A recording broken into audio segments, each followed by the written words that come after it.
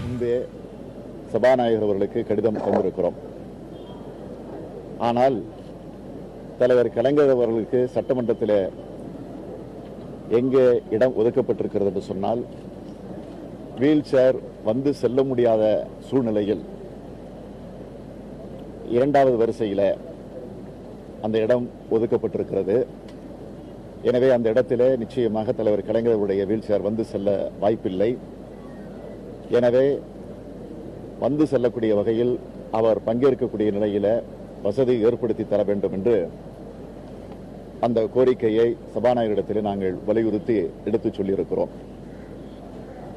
அதேபோல் 89 சட்டமன்ற உறுப்பினர்களை கொண்டிருக்கக்கூடிய திராவிட முன்னேற்றக் கழகம் இன்றைக்கு எதிர்க்கட்சி என்ற அந்த பொறுப்பில் இருக்கிறது என்பது எல்லோருக்கும் நன்றாக தெரியும். எனவே எங்களுடைய உறுப்பினர்களோடு நாங்கள் கலந்து பேசக்கூடிய நிலையில் 89 பேர் உட்கார்ந்து பேசக்கூடிய நிலையில் அறையை ஒதுக்கி தர வேண்டும் என்ற அந்த கோரிக்கையும் எடுத்து வைத்திருக்கிறோம். அந்த கோரிக்கையும் முறையாக இதுவரையில் சபாநாயகர் பரிசீலிக்கவில்லை என்ற நிலையில்தான் இதுவரையில் இருந்து கொண்டிருக்கிறது. எனவே அதையும் இன்று சுட்டிக்காட்டியிருக்கிறோம். அதேபோல் சட்டமன்றத்தினுடைய கடந்த கால வரலாற்றில் இருக்கக்கூடிய மரபுகளை பார்க்கிற போது முதலமைச்சர் பதிலுரை சொல்லுகிற அந்த நாளில்தான் எதிர்க்கட்சி தலைவர் உரையாற்றுவது வழக்கமாக இருந்து வந்திருக்கிறது. ஆனால் இந்த முறை சபாநாயகர் அவர்கள் அந்த முறையை மாற்றி முதலமைச்சருடைய பதிலுரைக்கு முதல் நாளே எதிர்க்கட்சி தலைவர் பேசிட வேண்டும் என்ற நிலையிலே நேற்றைக்கு கூடிய அலுவல் ஆய்வுக்குழு கூட்டத்திலே அந்த கருத்தை எடுத்துச் சொன்னபோது நாங்கள் அதை ஏற்றுக்கொள்ளவில்லை.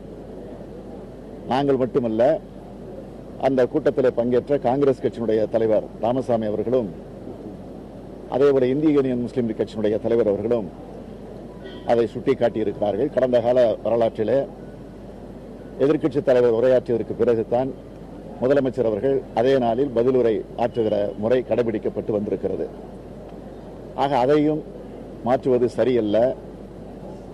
அது எதிர்க்கட்சி தலைவருக்கு உள்ள அந்த மரியாதையை சிதைக்கிற வகையில் அமைந்துவிடும் என்பதை நாங்கள் நேற்றைக்கும் சுட்டிக்காட்டியிருக்கிறோம். அதைத் தொடர்ந்து இன்றைக்கும் அதை வலியுறுத்தி இருக்கிறோம். அதேபோல் சட்டமன்றம் நடைபெறுகிற நேரத்தில் கவர்னர் உரை மீது நடைபெறக்கூடிய விவாதத்திலே குறைந்தபட்சம் திராவிட முன்னேற்றக் கழகத்தின் சார்பில் 3 பேர் பேசுவதற்கான வாய்ப்பை நிச்சயமாக வழங்க வேண்டும் என்று நாங்கள் சுட்டிக்காட்டியிருக்கிறோம். ஆனால் அவர்கள் 2 பேர் தான் பேச முடியும் என்று சபாநாயகர் அவர்கள் எங்களிடத்தில் எடுத்து சொல்லியிருக்கிறார்கள். நேரம் அதற்கு இடம் தராது, எனவே 2 பேர் தான் என்று சொல்லுகிறார்கள். கடந்த சட்டமன்ற கூட்டத்தொடரை நீங்கள் பார்த்தீர்கள் என்று சொன்னால், கடந்த ஆண்டுகளில் காங்கிரஸ் கட்சி, அதிமுக, திமுக, இந்திய கம்யூனிஸ்ட் கட்சி, வலது கம்யூனிஸ்ட் கட்சி, அதிமுகவை ஒட்டியிருக்கக்கூடிய தோழமை கட்சிகள், இவ்வளவு கட்சிகளும் பேசுவதற்கான வாய்ப்பு கடந்த கால சட்டமன்ற கூட்டத்தொடரில் தொடர்ந்து நடந்திருக்கிறது.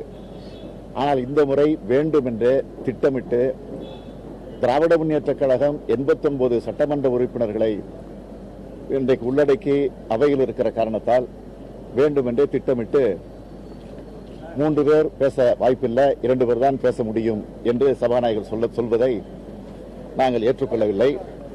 எனவே அதையும் மறுபரிசீலனை செய்து 3 பேர் பேசுவதற்கான வாய்ப்பை ஏற்படுத்தி தர வேண்டும் என்று நாங்கள் சுட்டிக்காட்டியிருக்கிறோம். நிறைவாக நாங்கள் எடுத்து வைத்திருந்த கோரிக்கைகள் இதுவரையில் எங்களுக்கு சரியான, நாங்கள் திருப்தி அடையக்கூடிய வகையில் எந்த பதிலும் சபாநாயகரிடத்திலிருந்து வரவில்லை.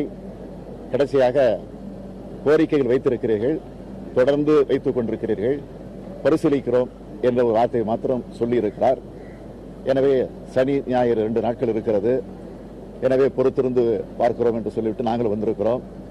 எனவே எங்களுடைய இந்த கோரிக்கைகளை சபாநாயகர் நிறைவேற்ற முன்வரவில்லை என்று சொன்னால் மேற்கொண்டு என்ன நடவடிக்கை நாங்கள் ஈடுபடுவது என்பதை பற்றி எங்களுடைய தலைவரோடு கலந்து பேசி அதற்கு பிறகு நாங்கள் அதை உங்களிடத்தில் அறிவிக்கிறோம். திமுக தலைவர் இருக்கை ஒதுக்கீடு சொல்றமா நேற்று செய்தியாளர்கள் கேட்டதுக்கு அவருக்கு இருக்கை ஒதுக்கீடு பண்ணியாச்சு, உரிய முறையில் மரியாதை தரப்பட்டுள்ளதுன்னு சபாநாயகர் சொல்லியிருக்காரு. அதை நாங்களே சபாநாயகத்தில் போய் கேட்டோம். இன்னைக்கு எப்படி வர முடியும், வீல் சேர் ஒரு படிக்கட்டில் எப்படி ஏற்றி கொண்டு வர முடியும், எனவே அது முறையல்ல என்பதை நாங்கள் மீண்டும் இன்றைக்கு சபாநாயகத்தில் சுட்டிக்காட்டியிருக்கிறோம். பத்திரிகையாளர்கள் கேள்வி கேட்கும்போது அவர் உங்கள்கிட்ட வெளிப்படையா எங்களால எதுவுமே சொல்ல முடியாது, ஆனா அவங்கள்ட்ட என்ன பதில் சொல்லணுமோ அதை சொல்லியிருக்கோம். உங்கள்கிட்ட என்ன மாதிரியான விஷயங்கள் அவர் தெளிவா சொல்லியிருக்காரு. நான் இப்பதான் தெளிவா விளக்கமா சொல்லிட்டேன். அதுதான் தொடர்ந்து சொல்லிக்கிட்டு இருக்கிறாரு.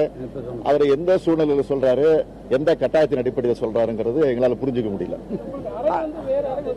ஆனா பெருந்தன்மை என்பது கிஞ்சிட்டும் இந்த ஆட்சியில இல்லை. ஒரே ஒரு உதாரணம் சொல்றோம். இப்போ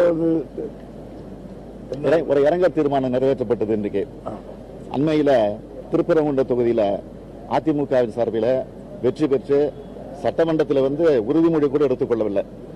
ஆனால் அப்படிப்பட்ட ஒரு சட்டமன்ற உறுப்பினர் இறந்துவதற்காக இன்றைக்கு சபையை ஒத்தி வைத்திருக்கிறார்கள்.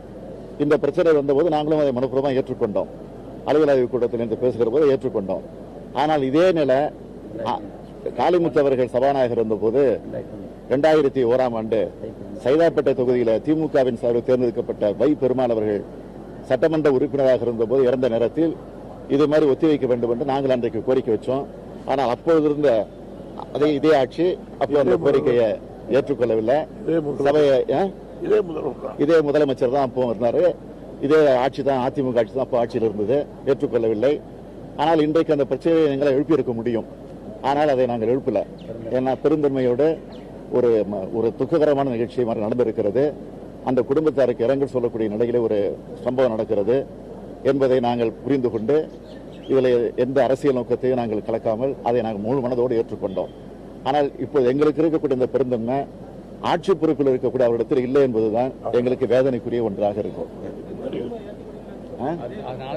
சொல்லியிருக்கிறேன், கன்சர்ன் பண்றேன்.